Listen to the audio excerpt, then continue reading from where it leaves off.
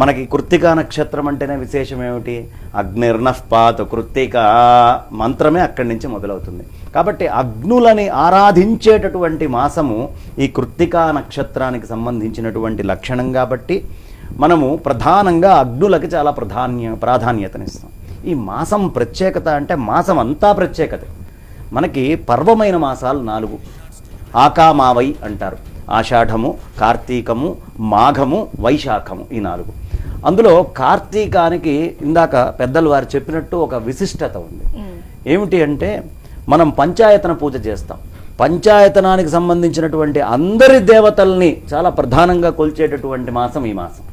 అంటే విష్ణువుకి ప్రధానమే, గణపతికి, అమ్మవారికి ప్రధానమే, పరమేశ్వరుడికి ప్రధానమే, విష్ణుమూర్తికి కూడా ప్రధానమే. ఇంతమంది పంచాయతన పూజ చేయడానికి యోగ్యమైంది కాబట్టే దీన్ని ఇంత విశేషంగా చెప్తాను. దీంట్లో ఇంకో ప్రత్యేకత ఏమిటి అంటే భూమికి, భూకక్ష్యకి చాలా దగ్గరలోకి చంద్రుడు రావడం జరుగుతుంది. చంద్రుడు శరదృతువులో అందుకే మనకి చాలా పెద్దగా కనిపిస్తారు.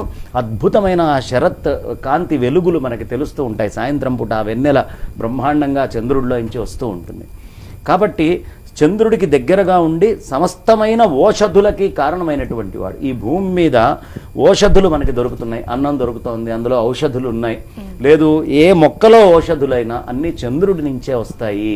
ఆ చంద్రుడి యొక్క కిరణాల ద్వారానే ఈ ఓషధులన్నీ ఈ మొక్కలకు వస్తున్నాయి అనేది మనకి ధర్మశాస్త్రం చెప్తోంది. కాబట్టి ఈ మొక్కలలో ఉండేటటువంటి భాగవతంలో చాలా విశేషంగా ఇది చెప్పబడ్డది. ఆ చంద్రుడు చాలా దగ్గరకు వచ్చి ఓషధులన్నీ వృక్షాలకి ఇచ్చేటటువంటి మాసం ఇది. అలాగే నదుల్లో కూడా కిరణాలు వెళ్తాయి. అందుకనే చంద్రుడు ఉండగా, సూర్యుడు రాకముందే, చుక్క పొడవకముందే తెల్లవారుజామునే స్నానాలు చేయండి అంటారు. ఎందుకు? ఆ అమృత కిరణాలు ఏవైతే ఉన్నాయో అవి జలాల్లోకి వెళ్ళటం వల్ల ఆ నీళ్లు స్నానం చేస్తే మనకి చూడటానికి చల్లగా ఉన్నాయి, రోగం రావచ్చు, ఈ ఆలోచనలన్నీ బయటికి కనిపించవచ్చు. కానీ మనకి తెలియకుండా ఇవాళ రోజున ఎవరిని మనం పట్టుకున్నా విటమిన్ డి లేదండి, విటమిన్ కే, మీకు బి కాంప్లెక్స్ లేదండి అంటే ఇవి అబ్జార్బ్ కావట్లేదు బాడీలోకి. ఈ అబ్జార్బ్ కావాలి అంటే ఏమిటి దానికి ప్రధానము అంటే అలా చంద్రుడు ఏ కిరణాలైతే పంపించి లోపలికి ఆ అమృతత్వాన్ని పంపించారో ఆ జలాలతోటి స్నానం చేస్తే ఇవాళ మనకు కొంచెం వేడి చేసో జలుబు వచ్చినట్టు ఉన్నా వాటన్నిటినీ అబ్జార్బ్ చేసుకోగలిగేటటువంటి స్థితికి ఈ శరీరం సంసిద్ధమవుతుంది. అందుకని కార్తీక మాసం వైద్యపరంగా కూడా చాలా విశేషం. ఉపాసనలన్నీ కూడా ఇప్పుడే చెప్తారు. ఆ అమృతత్వం శరీరానికి వచ్చేటటువంటి మాసం ఏది అంటే ఈ మాసం. అందుకే మీరు అయ్యప్ప దీక్షలు తీసుకోండి, దత్తాత్రేయ స్వామి వారి దీక్షలు తీసుకోండి, అవన్నీ ఇక్కడి నుంచే మొదలవుతూ ఉంటాయి. అంత ప్రాధాన్యత ఈ మాసానికి ఉంది. ఇంకొక విశేషం ఏమిటి అంటే ఈ మాసములో అసలు మొదలవటమే గోవర్ధన పూజతోటి ఆరంభమవుతుంది. ఇంద్రుడి యొక్క అహంకారాన్ని అణిచిన తర్వాత ఇంద్రుడు కృష్ణ పరమాత్మని సర్వాంతర్యామి అయినటువంటి ఆ విష్ణుమూర్తిగా గ్రహించినందుకు గాను అప్పుడు మొట్టమొదట ఆ గోవర్ధనోత్సవ పూజ అనేది చేస్తారు. అది చేసిన తర్వాత వెంటనే అంటే ఇవాళ్లే 2 వచ్చినాయి చూడండి. ఇటు ఇంద్ర పూజ, ఇవాళ విశేషం ఇంకోటి ఏంటి అంటే గోవర్ధన పూజతో పాటు భగిని హస్త భోజనం కూడా.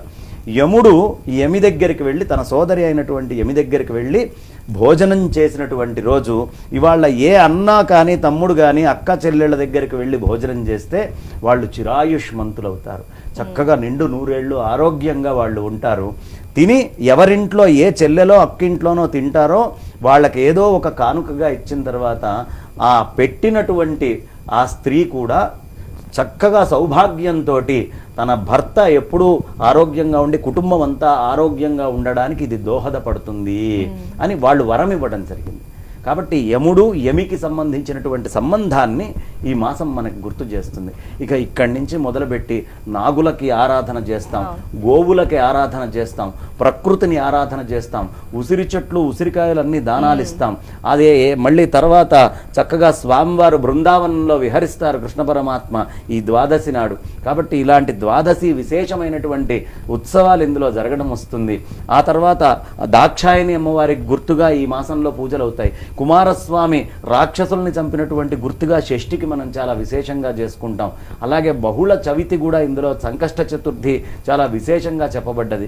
కాబట్టి ఇలా రకరకాలైనటువంటివి మొదలుపెట్టిన మొదటి రోజు నుంచి ఆఖరి పోలాల అమావాస్య దాకా పోలి స్వర్గానికి వెళ్ళటం దాకా కూడా ప్రతిరోజు అనేక విశేషాలు అనేక మహత్తులతోటి కూడి ఉంటుంది. కాబట్టే ఈ కార్తీక మాసానికి ఇంత ప్రాధాన్యత కృత్తికా నక్షత్రంతో ఉండడం వల్ల కార్తీకము అనే పేరు దీనికి రావటం జరిగింది.